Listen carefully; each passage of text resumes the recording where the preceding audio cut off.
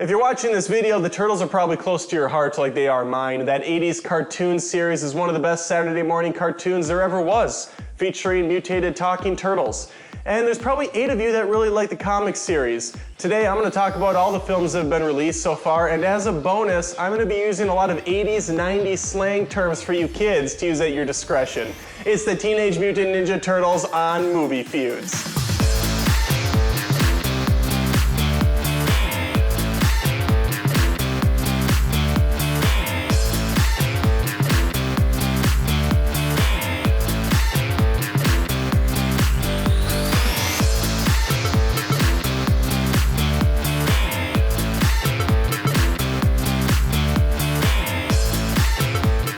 Props to the actors of the 90s movies. Being able to put on those costumes and do some of the stunt work they did, that's choice.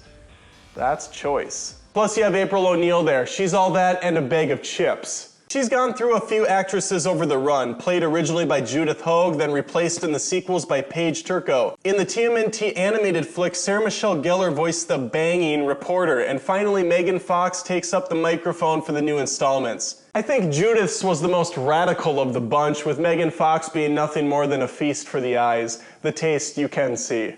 Elias Coutis, I can't say his name, I don't know how that's pronounced, was a great Casey Jones in the first 2 films, but was butchered by number 3. In the animated TMNT, Captain America himself, Chris Evans, lends his voice to the role, along with Lawrence Fishburne narrating and Patrick Stewart as our main villain, Winters. Hugely forgettable and a waste of Sir Patrick Stewart's talents. It's tough to walk away from villains like Shredder, except for in the 3rd movie where he was replaced by a generic samurai. That was a good idea. Not. I'm just waiting for you to read the description of what not means. Toka and Razor, those stupid Bebop and Rocksteady knockoffs from Secret of the Ooze, didn't even bother returning for this piece of garbage. Shredder is arguably back in the 2014 reboot. He's played by a dude who was on screen for about 30 seconds. Then he's just a transformer. Luckily, they fixed him with Out of the Shadows, yet also managed to make him even more disappointing. They got the actor in place and the suit was tight, but the Shredhead didn't even fight. The focus was at least on the Turtles, and we finally got some villains from the cartoon. Bebop and Rocksteady stole the show, and Krang was off the chain, or hook if you must. Casey Jones, however, left a lot to be desired. Hello? Anybody home in there? This is not what this guy's good at. He's known for playing a hard-ass vigilante and other things. Just use him at what he does best. And that's what Casey Jones is. I'm upset. We're gonna move to the next round. I'm outie. The writers must have been straight tripping when they wrote some of these stories. The first one is sweet and simple, and it also has some heart that makes it more than just some stupid kids movie like the second flick. We see the backstory of the Turtles, the family dynamic, and the kicking a Foot Clan butt. The second movie is just silly nonsense. The kid in me was perfectly fine with that. What wasn't fine was the lack of weapon use. Soccer moms wrote in crying about how there was too much violence in the movie, so the studios had no choice but to replace the swords, the sais, the nunchucks, and the bow staffs with cold cuts and yo-yos. Vanilla Ice performing the ninja rap while our 4 heroes busted out into choreographed dance moves was pretty sweet. The 3rd movie could have been awesome with its time-traveling concept, but instead they go to ancient Japan and do very little other than make juvenile jokes and meet their ancestors, apparently. Wow, what a coincidence. The one rat you come across in the cave happens to be related to Splinter. Brilliant. Honestly, this movie's just childish and absurd. I expect my movies about giant talking turtles with ninja abilities based on Renaissance painters to be grounded and gritty and real. I demand it.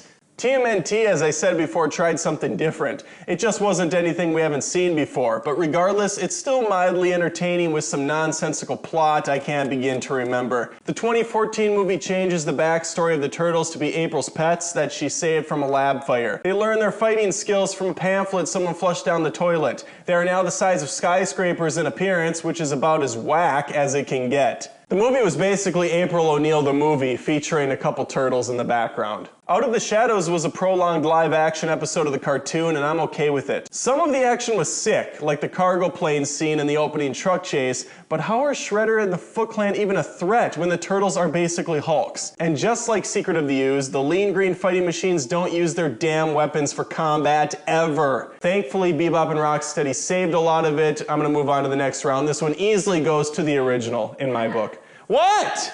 Did you talk to your mom? I'm filming, no!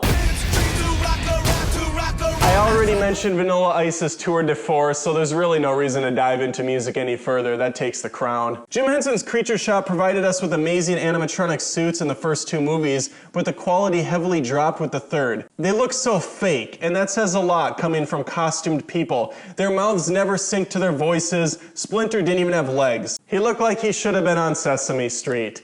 La la la la, la la la la, Splinter's World. If you thought that was a tacky joke, bite me. On a related note, the voice of Splinter also was the voice of Elmo, so that was a topical joke. And you can talk to the hand. The other movies went the CGI route, and I actually dug the look of the Turtles in TMNT. However, in 2014, as I've said, they're just too big for my liking, and they tried too hard to make them realistic. Luckily, they improved a bit in Out of the Shadows, giving them more physical personality and toning down their size. As for the action, the stunt work, as I've said before, was great in the first film, providing us with some memorable, if not very dated-looking fights. They aren't bad, but the Reboot series definitely has some more slick-looking action. The spectacle of the snow chase is one of the best of the entire swath of flicks. TMNT has some bomb fights too, the highlight being Raph and Leo's fight on the rooftop. I don't go carelessly into a Ninja Turtles movie expecting anything more than a nostalgic good time, and most of these movies provided that much. I will give this feud to the original since it's the closest to my heart and still holds up surprisingly well. Make sure to vote for your favorites so the winner can move on to the Phase 2 comic feud after we get through the rest of these Phase 1 episodes together. And remember, this is more than what the hell is going on, future Adam, or Fathom for short, wearing the same outfit I am from the future. Again, you stupid, arrogant son of a bitch.